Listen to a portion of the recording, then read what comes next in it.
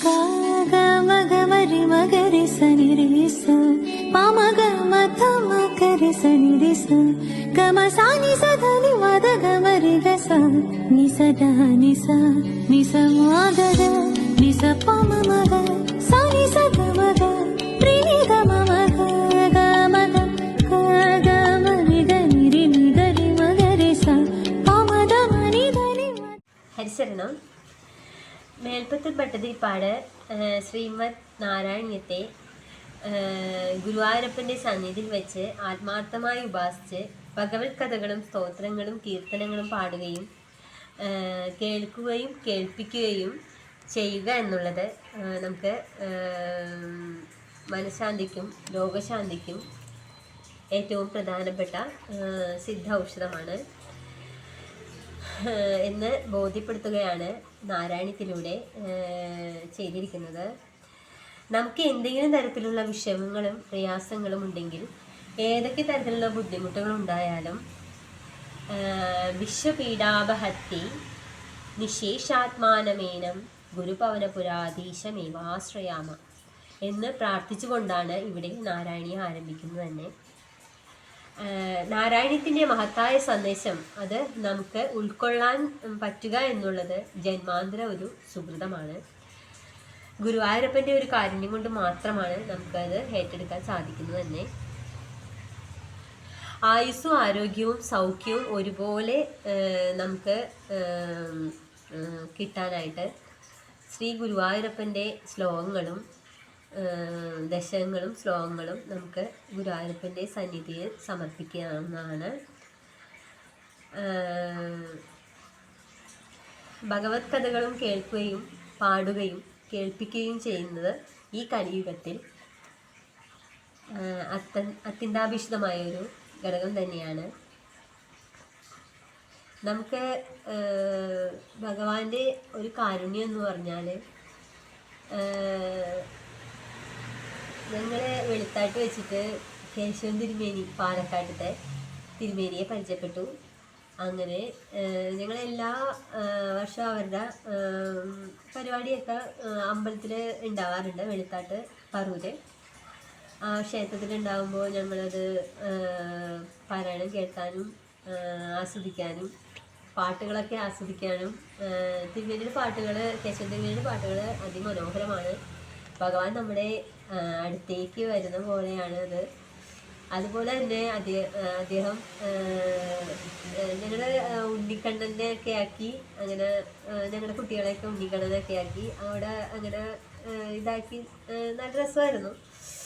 അങ്ങനെ തിരുമേനിയെ പരിചയപ്പെട്ടു.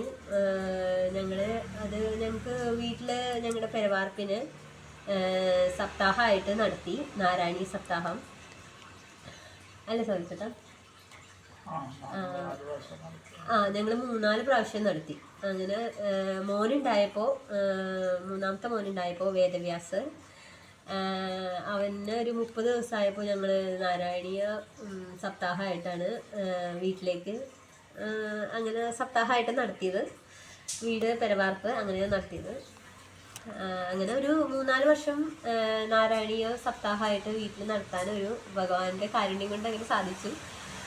നമുക്ക് അമ്പലങ്ങളിലൊക്കെ നടത്താനായിട്ട് ആലോചിച്ച് പിടിച്ച് അങ്ങനെയൊന്നും ചെയ്തില്ല. ഞങ്ങൾക്ക് അങ്ങനെ ഒരു വീട് പണിതിട്ട് അങ്ങനെ ചെയ്യണമെന്നുണ്ടായിരുന്നു. അങ്ങനെ ഒരു ഭാഗ്യം ഉണ്ടായി ഭഗവാന്റെ. അങ്ങനെ ഇതിലോട്ട് ഇറങ്ങി നാരായണീയമൊന്നും പഠിപ്പിക്കാൻ തുടങ്ങി. അറിയില്ല അങ്ങനെയൊന്നും പഠിപ്പിക്കാനൊന്നും, എന്നാലും വായിക്കാനൊക്കെ ഒരുവിധം ശരിക്കും അറിയില്ലെങ്കിലും വായിക്കാനൊക്കെ അറിയാം. പഠിപ്പിക്കുന്നു. അങ്ങനെ ഓരോരുത്തരെ പഠിപ്പിച്ചു. ഒരു 86 സ്റ്റുഡൻസ് ചേച്ചിമാരെ പഠിപ്പിച്ചു. അങ്ങനെ ഭഗവാന്റെ കാരുണ്യം കൊണ്ട് അതൊക്കെ ഏറ്റെടുത്ത് നടത്താനായിട്ട് സാധിക്കുന്നു. ഇപ്പോൾ ഓരോ വർഷവും ഞങ്ങൾ നാരായണീ സപ്താഹം നടത്തുന്നുണ്ട്. പ്രയാഹമായിട്ടാണ് നടത്തുന്നത്, അമ്മമാരൊക്കെ കൂടി. ഇനിയിപ്പോൾ പുത്തമ്പേൽക്കര, ആനാപ്പുഴ, വള്ളുവള്ളി അവിടെയൊക്കെ ഞങ്ങൾ സപ്താഹമായിട്ട് നടത്തി. കേശവൻ തിരുമേനിയെ വിളിച്ചിട്ട് അദ്ദേഹം അമ്മ ഭാര്യയുണ്ട്, കുട്ടികളെല്ലാവരും കൂടിയായിരുന്നു ഇവിടെ ഉണ്ടായിരുന്നത്. എല്ലാവരും കൂടിയായിരുന്നു. നല്ല രസമായിരുന്നു അദ്ദേഹത്തിൻ്റെ സപ്താഹം. അദ്ദേഹത്തെ പറ്റി പറയാൻ ഒരുപാടുണ്ട്. ഞങ്ങൾ ആദ്യമായിട്ടാണ് ഇങ്ങനെയൊക്കെ തുടങ്ങിയിരിക്കുന്നത്. ഒന്ന് വായിച്ചിടണം എന്ന് കുറേ നാളായി ആഗ്രഹിക്കുന്നു. അത് ഇതുവരെ നടന്നിട്ടില്ല. ഇത് നടക്കുമെന്നാണ് തോന്നുന്നത്. നടത്തണം, ഭഗവാന്റെ ഇത് ഏറ്റെടുത്ത് നടത്തണമെന്നുണ്ട്. ഇനിയിപ്പോ സാംശാന്തി പറയും, ഹസ്ബൻഡാണ്. അനുഭവങ്ങൾ പറയുകയാണെങ്കിൽ ഒരുപാടുണ്ട്. നമുക്ക് ദുഃഖങ്ങളിൽ ദുരിതങ്ങളിൽ നിന്നാണ് നമ്മൾ ഇത്രയും എത്തിയത്. പിന്നെ തിരുമേനിയുടെ കാര്യങ്ങൾ പറയാനും ഒത്തിരി കാര്യങ്ങൾ, തിരുമേനി ഒരുപാട് കാര്യങ്ങൾ, നല്ല കാര്യങ്ങളൊക്കെ നമുക്ക് ആ നാരായണത്തിലൂടെ പറഞ്ഞു തരികയും ഉപദേശിക്കുകയൊക്കെ ചെയ്യും. അതുകൊണ്ട് മാത്രമാണ് ഇപ്പോൾ നമ്മളിവിടെ ഇന്ന് ഈ കസേരയിലിരിക്കുന്നത്. ഒരുപാട് ദുഃഖങ്ങൾ പറഞ്ഞു കഴിഞ്ഞാൽ ഇതാത്മൻ്റെ കാര്യം പറയാം. ഒരുപാട് അനുഭവ കഥകൾ ഞാൻ എന്നിലുണ്ട്. ഈ വീടില്ലാണ്ട് ഒരുപാട് ദുഃഖങ്ങളിൽ നിന്നാണ് ഞാൻ ഇന്നിവിടെ ഒരു കസേരയിലിരിക്കുന്നത്. എന്നാലും ഇനിയും ഒരുപാട് ദുഃഖങ്ങൾ വരും, ഉണ്ടാവും, കിട്ടും എന്നൊക്കെയുള്ള കുറച്ച് വിശ്വാസം നമ്മളിലുണ്ട്, ഇല്ലാന്നില്ല. എന്നാലും ഗുരുവായൂരപ്പൻ്റെ നാരായണീയം പ്രചരിപ്പിക്കുക എന്നുള്ളതാണ് ഏറ്റവും വലിയ സത്യം. അതിനൊക്കെ നമുക്ക് സാധിക്കുന്നുണ്ട്. എപ്പോഴും വിചാരിക്കും ഇനിയിത് വേണ്ട, ഇതുകൊണ്ടൊരു നിർത്തണം. ഒരുപാട് ദുഃഖങ്ങളാണ് വന്നുകൊണ്ടിരിക്കുന്നത്. എന്നാലും പിന്നെയും നമുക്കത് പിന്നെയും മറന്നുപോവുകയാണ്. ഒരുപാട് ബുദ്ധിമുട്ടുകൾ നമ്മളിൽ വന്നു ചേർന്നിട്ടുണ്ട്.